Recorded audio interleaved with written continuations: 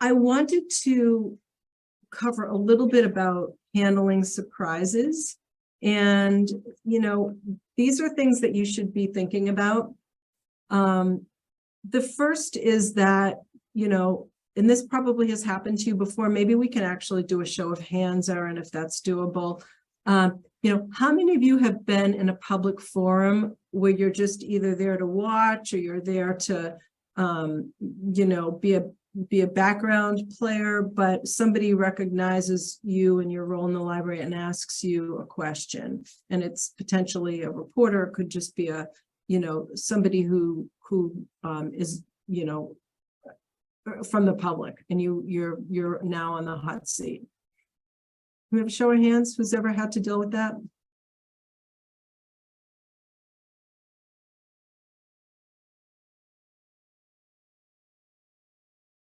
I'm not sure I can see, Erin, if we've Looks got like 3 so far. Yeah. Okay. Well, yeah, that's pretty good. And you guys haven't had to deal with it too much, but that if you have, it's really tricky. So you want to make sure that any public meeting you go to, assume the media will be in attendance, assume that you're going to potentially be asked a question, and figure out if you want to use that as an opportunity to, to promote one of your messages, inform the public type of thing.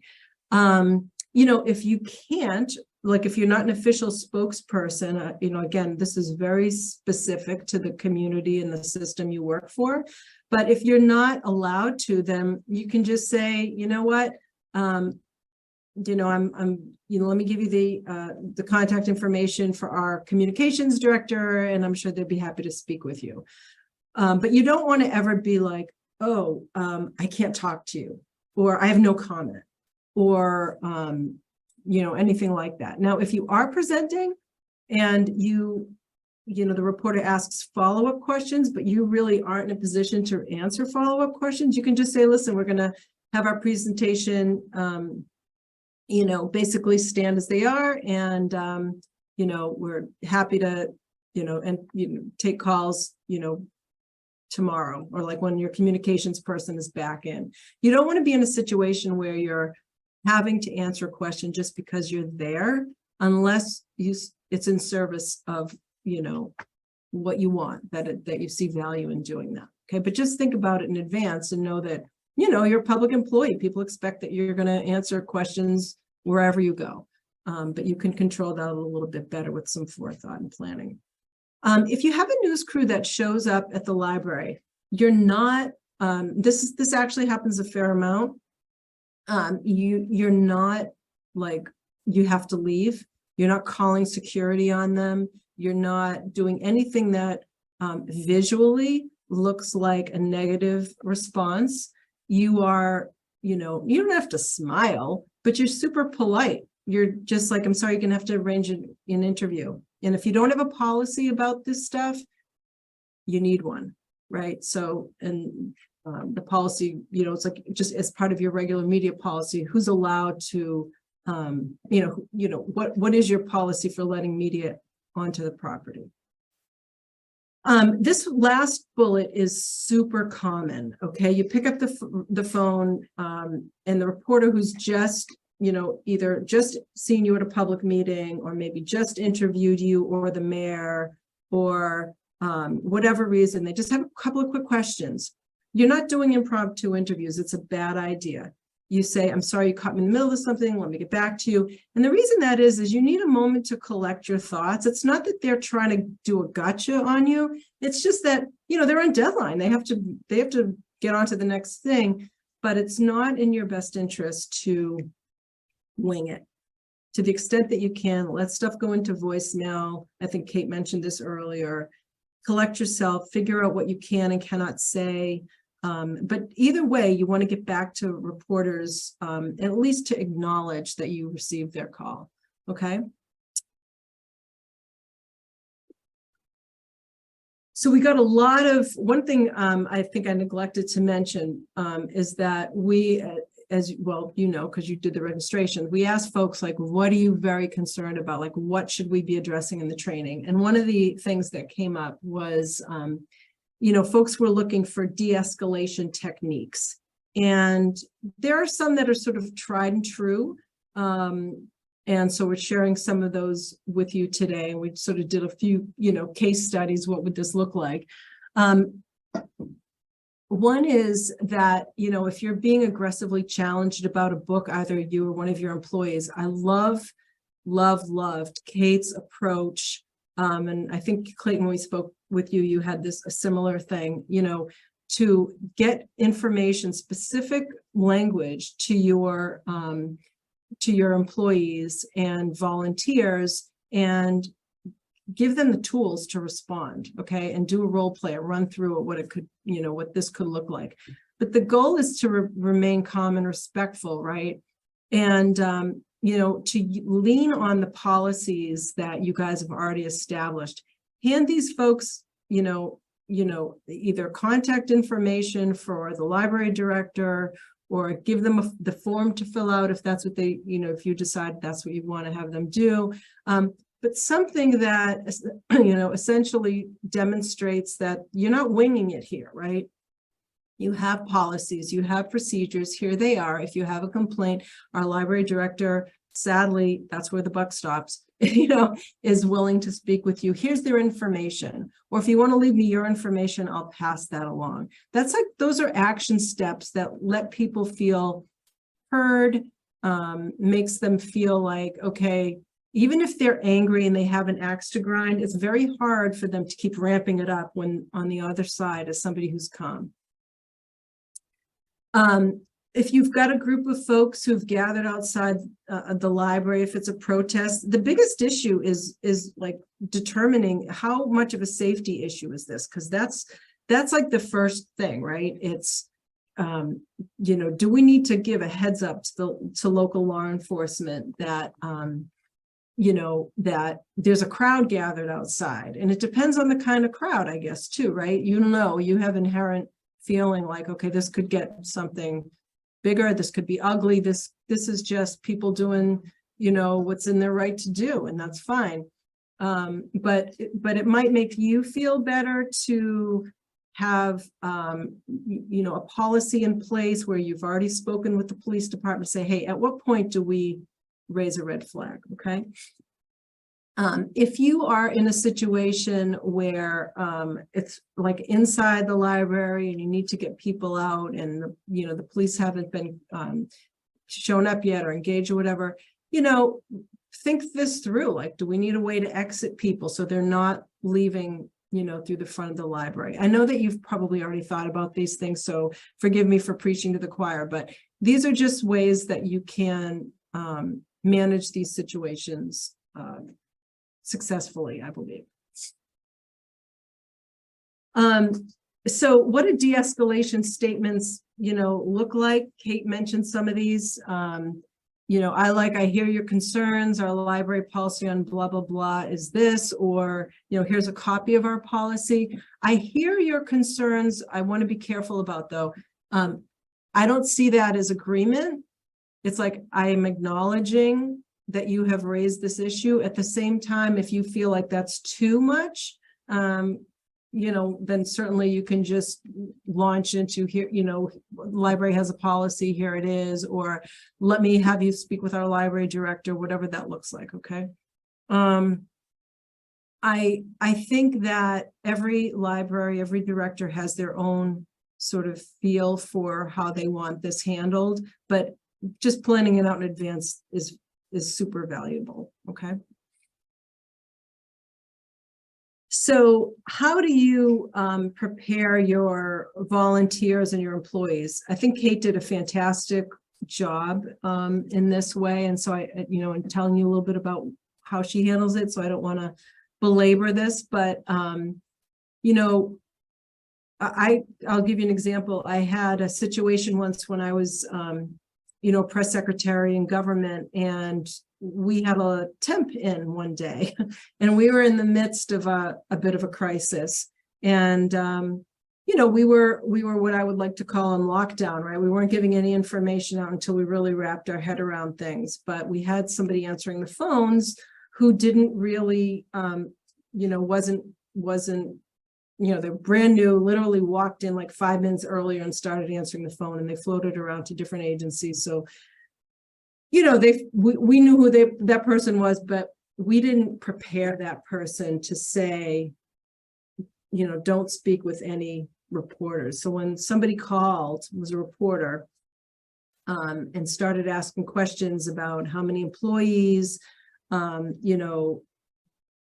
of dove a little bit too deeply into, what kind of programs are you guys funding? And, she thought she was being super helpful and basically gave away the store. And it just made it that much more difficult. So long story short, make sure everyone who's involved knows, what your strategy is and how you want them to handle these things. I would say that the role-playing exercises that Kate talked about when we first had this conversation with her was the thing I was the most impressed with. Role play is a tremendous tool to get your folks feeling that tension of the questions, of feeling like they're up against the wall and working through that. So you don't have to be professional to do it. Just say, look, here's what we think could happen. How would you handle that? Let me pretend to be an irate patron and you're the person at the desk. So there's value in that, okay? And I would say that meet with your employees and volunteers regularly if you're not already doing that. That's a great way to just take their temperature. What are they seeing? How is it feeling? Do they feel equipped? Are they like, I can't deal with this? And you can figure out like what else you can do to support them type of thing. And then also, I would just say familiarize them in what some of the rules are for a lawful protest so that, they're not overreacting, right? Or underreacting. So just, sort of get on the page, have them on the same page with you in that regard.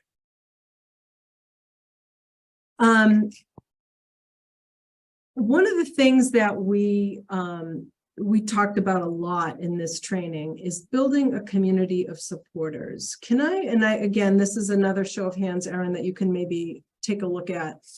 How many of you have, if you had a crisis hit, how many of you have people who do not work for the library, who are in the community, that you could count on to speak publicly on your behalf, either for a media interview or at a public meeting?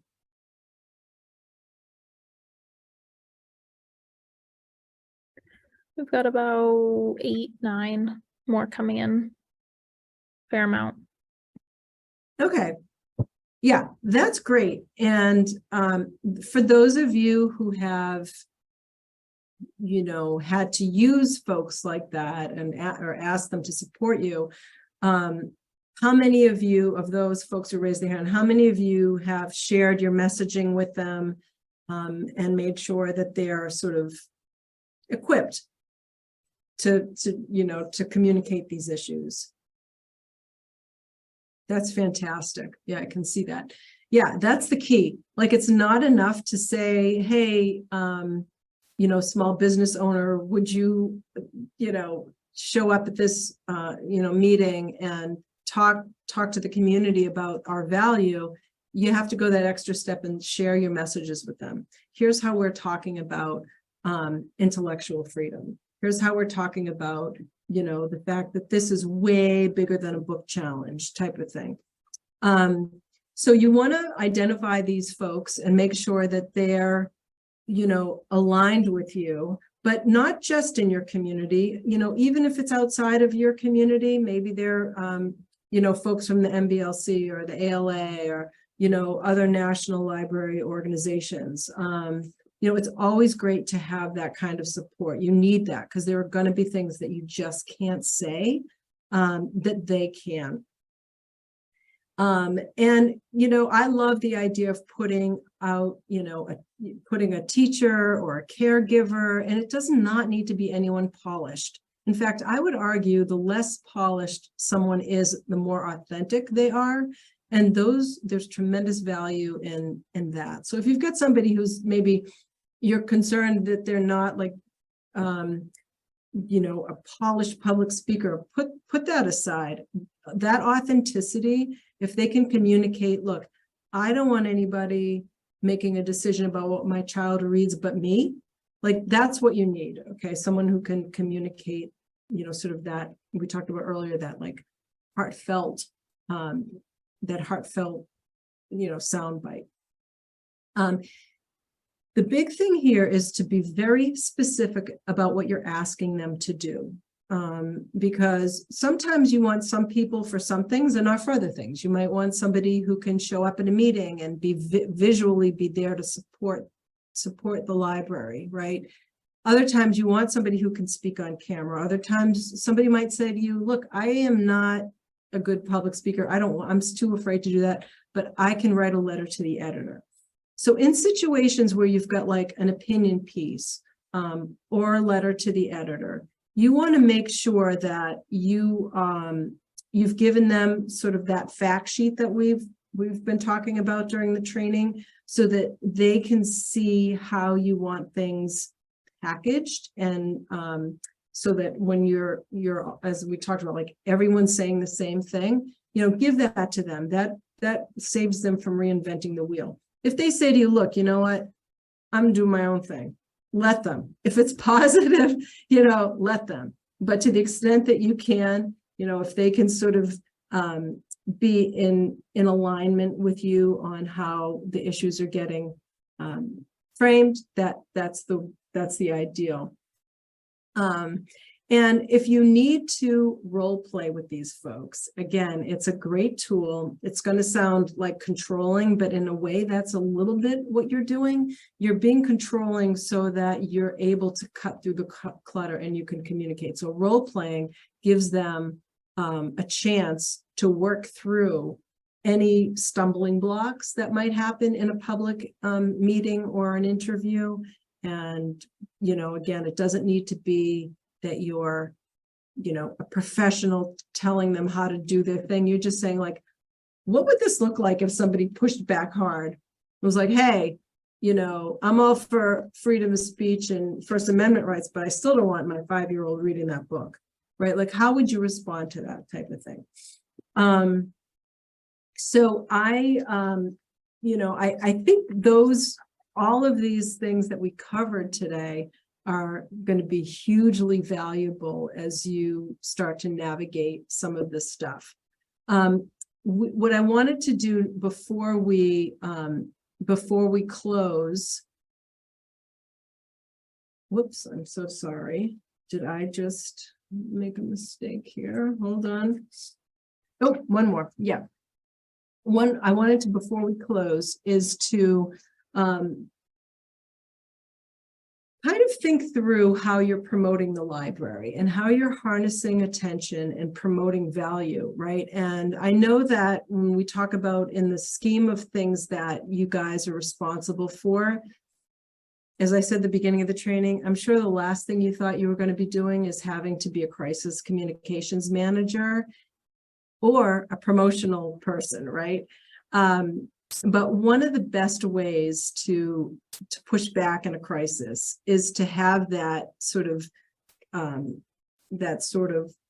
cachet of good feeling about the library and capital in the bank that you will tap into during a crisis, right? It's the idea that, if people aren't familiar with what you bring to the table, then, having negative comments thrown at you sticks a little bit more, right? You guys are such a tremendous resource. I always look at my library as like, it's not just a place for unfiltered access to information, but it's a sanctuary, right? It's quiet, it's beautiful inside, books, old books, new books, like it's a wonderful place. The programs, I've had an opportunity to do a deep dive on the kind of programs that you offer. It's impressive. So you want to promote that, okay? So what that looks like is that, as we mentioned earlier, you're going to lead every engagement with what are the things the library is doing for this community, and be specific.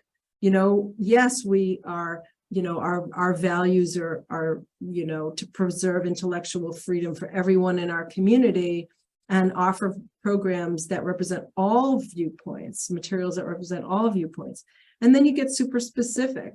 For example, Our teen program not only creates a safe place for teens, but it gives them access to literature that represents diverse voices and experiences, blah, blah, blah.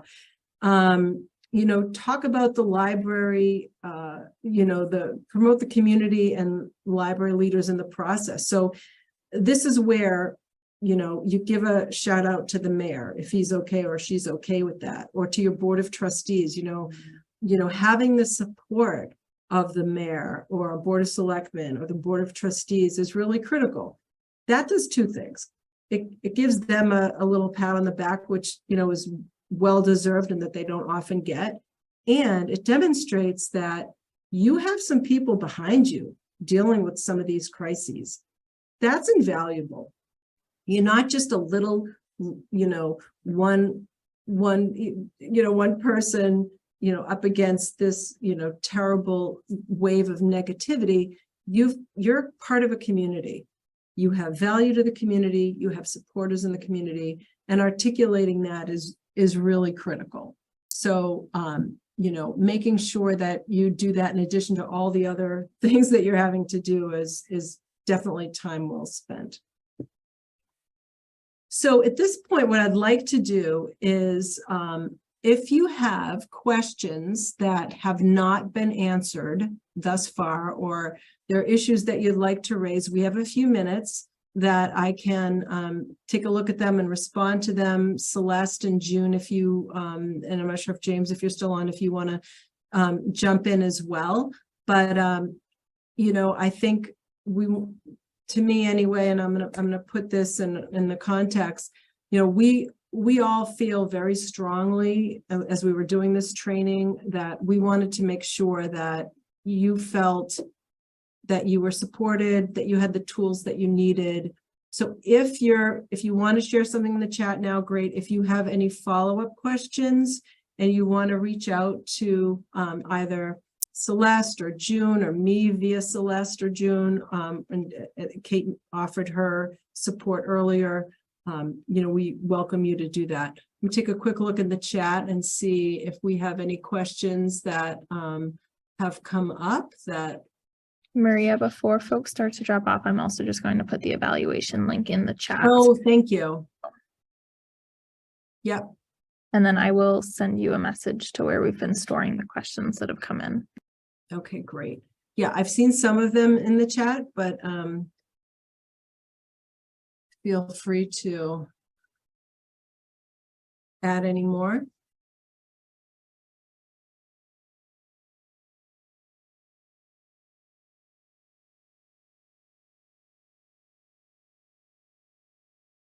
I know it's a lot. We've we covered a lot of ground today, and I again want to just sort of commend the MBLC for even tackling this training. This is challenging stuff, and I appreciate that they made it available, and for you guys for willing to add yet another skill set to your, you know, repertoire and now become crisis communications you know, managers and promotional managers and all of that stuff. But, you know, I know it's a challenge, but I've been super impressed with the work everyone's doing. Okay, someone is asking if I can, any different approaches to challenges that come from a perspective we may be sympathetic towards, complaints about racist or sexist materials, different approaches to challenges that come from perspective. I'm not sure I'm completely understanding that one. Let me just see here.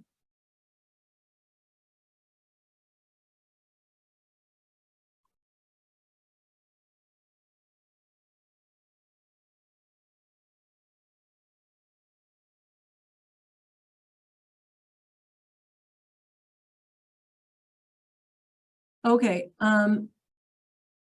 so okay, any different approaches to challenges that come from a perspective. So Marie, if I could just jump in, Yeah.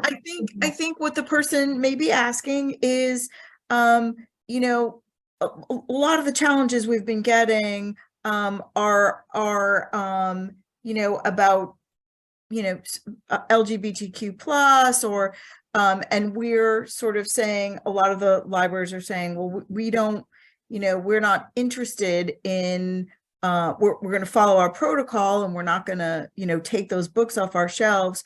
But sometimes there may come in a challenge that a library staff member might be sympathetic towards, right? Okay, Like yeah, there's materials that are sexist or Yeah. they're, whatever. right. And I think so, the question is, is there any sort of way that we would treat those differently? And I think, flat out, the answer is no, right? I mean, we're treating everyone, because treating them differently opens yourself up and opens the library up to scrutiny that you don't want. So, if someone, we all have our personal opinions when we're, as Maria said before, when we're at the library and we're dealing with these situations, we're leaving those personal opinions at the door and we're treating everyone, whether it's, you agree with them about the book they're challenging or you disagree with them, those people are treated equally. Yeah. Yeah, 100%. And, it's something where, I used to get this a lot in my trainings with government agencies, because people would say, well, wait a minute, I feel this way about this issue. And it's like, well, the day you took a paycheck from the XYZ municipality, you check that at the door, right? So it's basically comes down to that. Your role is to communicate on behalf of the library as a system, and not personally. So let's see if we have any other questions that have come in. So is it necessary to answer every Facebook message and comment? No, it's not. Again, this is where it's helpful to know what your system's tolerance is for engagement. Sometimes I think what you want to do is decide, is this an opportunity? So if it's on a community site and your people, your community is on that site and it's something negative, that is an opportunity to sort of bridge to a core message, reframe it for people. It depends on what it is. But if it's something that's on a fringe site or it's got a small audience, and, it's not in service of you to start engaging because it's going to start an engagement, then I would say no. I think it really depends on the situation. But I see opportunity in a lot of these places, but only if the audience, if it's the right audience, right? Like you're not going to start, you're not going to change people's minds if it's, sort of a hateful comment on a site that's, super specific to, folks who are anti your issues. Any other questions?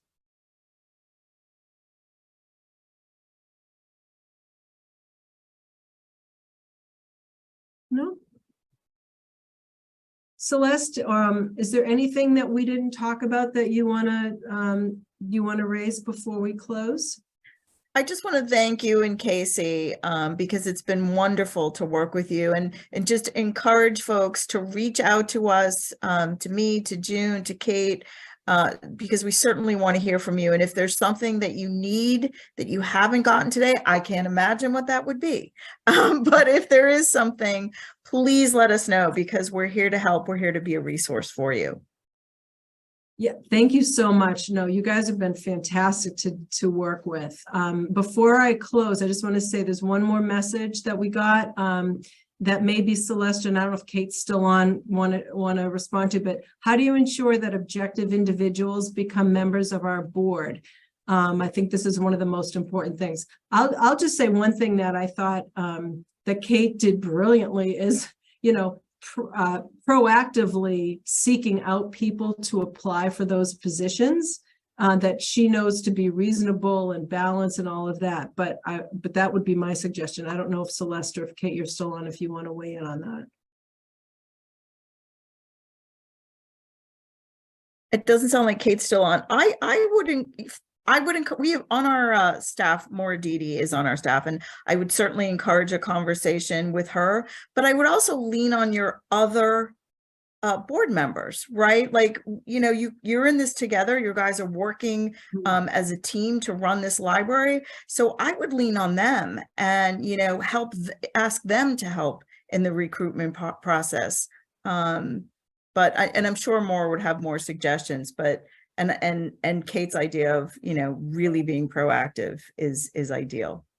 Yeah. I am still here. I can jump in for a second. I think that we in the past had always kind of just waited to see who pulled papers to run for trustee. It had never been something that the board actually was actively involved in. It was more of a passive thing. But the past couple of years, we've had budget crises, and I've had my foundation members especially reach out to people that are friends of friends and friends and just explain the time commitment and just actively reach out to people all year round and have a couple people waiting in the wings that are ready to run next time. Because you also might find that there are people who are kind of like third or fourth level library advocates that aren't really, you know, aren't around a lot. You don't hear from them a lot. They're library users, but they might be more willing to step up and just do the monthly meeting than you think they are.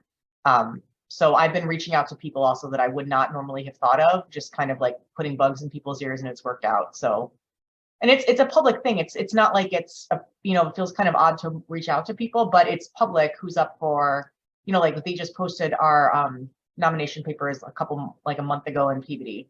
And so people are aware of what positions are open. And so now is the time to start talking to people and just not wait around passively for it.